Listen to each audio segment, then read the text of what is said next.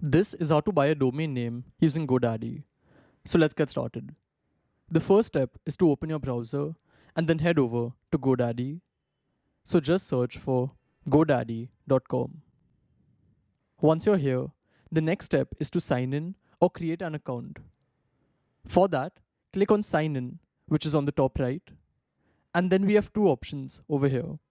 One is to sign in if you have an account, or else create a new one by selecting Create an Account.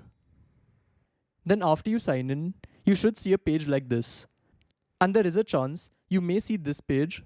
So if you see this one, then just change the URL from account.godaddy.com to godaddy.com. And then the page will look like this. So now the next step is to search for the domain that you want. So I'll type that in the search box. And the results have come. And these are all the options that we have. So one thing you should know is the pricing that they've mentioned over here. Let's say I'm interested in this domain. Then this is the amount which I'll have to pay for the first year. And after that, the cancelled amount is what you'll pay every year to renew it. And you can also click on the question mark to understand. Now just select whichever domain name you want and then add it to your cart. So for now, I'll select this one and it's added to the cart. Then below, click on View Cart. And here we can see the domain name, and currently it's for 5 years. But we can change this. So these are all the options that we have. If I just keep it 1 year, then here you can see I've got a discounted price. They also have an option for full domain protection if you want. So for now, I'm not doing that, and I'll just click on Continue to Cart. Then again over here, select whichever options you want. If you want a custom email ID with this domain, you can select this option, or else click on Continue to Cart. And this is the final page.